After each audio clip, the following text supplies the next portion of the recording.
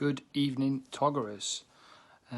This is your Game Week 2 review, brought to you by EssTeePea, top scorer last week with 153 points. Get in! Last week's ties was EssTeePea versus the Bukaki Jackies, Colo Colo FC 4 versus Peaky and De Bruyne, Headfunderland FC versus Sarnie Marnie Happy Days, New Team United versus Chudley Cannons 4, and the Scranton Stranglers versus the Villains FC.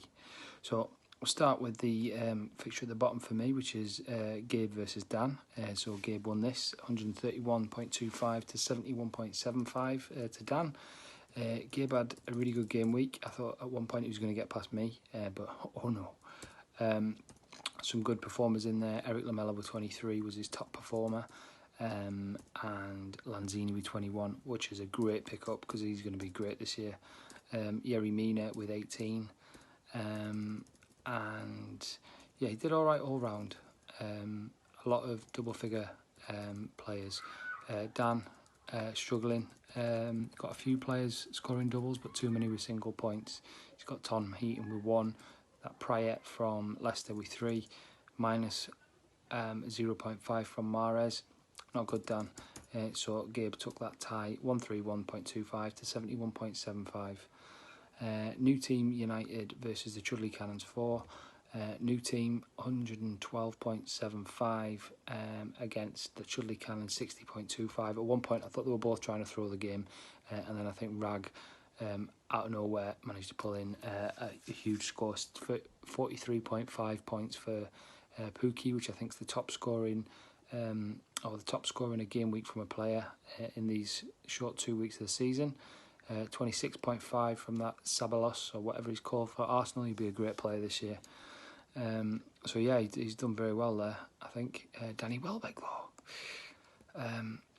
Chudley Cannons 4, for me, probably had one of the best teams from the draft, if I'm honest. I think a lot of his players are just not really showing up. Andrew Robertson 9.25. He's normally good for an assist or a boatload of key passes. You've got Chilwell with 0. I don't even think he played. Maddison 12, not bad. Pogba 1 point, but that's the penalty miss that killed him. Anyway, I could go through, but not a great week for Huller. So Rag won that 112.75 to 60.25. Next one, it's Brian playing the Butcher. We've got Brian scoring 55.75, which is the lowest this week. Look forward to your review, Bri, or your preview even.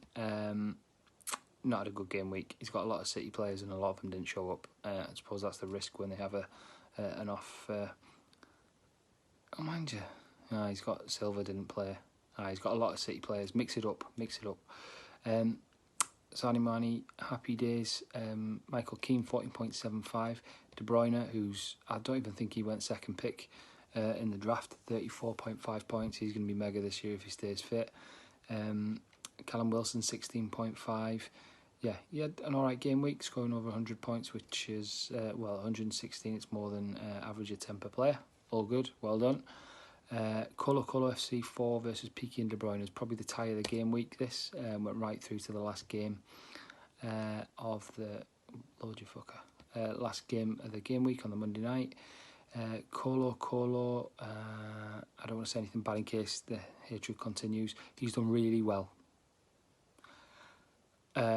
Peaky and De Bruyne, it all came down to Wan-Bissaka for him. I think that was his final player versus Matt Doherty, who got subbed off. He finished on -2.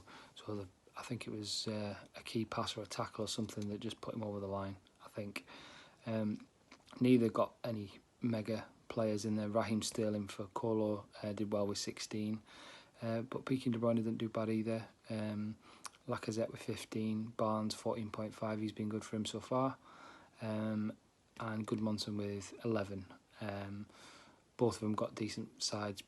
Plops has got a decent side this year, but yeah, just not showing up this week.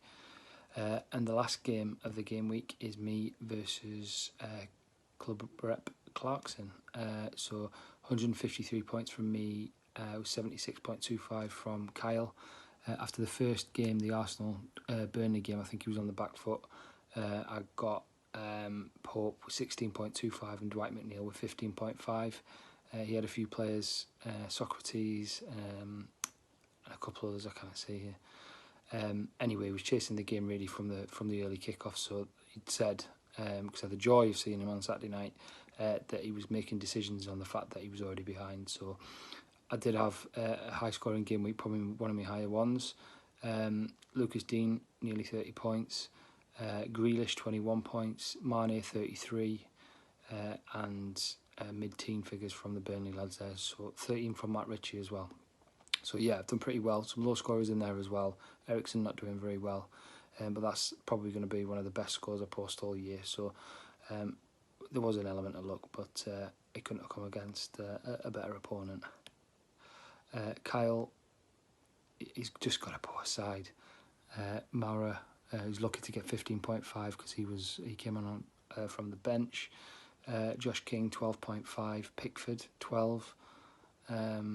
Yeah, not really much to shout home about. Socrates, 10.5.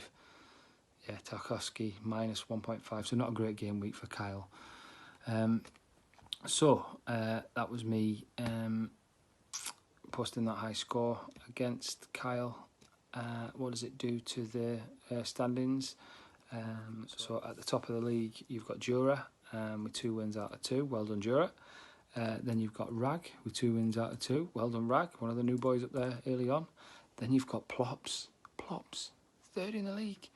Then it's myself, Gabe, Huller and Bry, all tied on a win each. And then the 3 lads at the bottom, it's Kyle, Colo and Dan without a win so far. I'm currently with last week's score, the highest scorer in the league, but there's not much difference. You've got Jura and Gabe just 20 points behind. So early on in the season, I don't think the table really, you can't really look into it. It's great with 10 players, much more competitive, and yeah, looking forward to seeing your review, or preview even, fucking hell. Looking forward to seeing your preview, Bri. So yeah, peace out.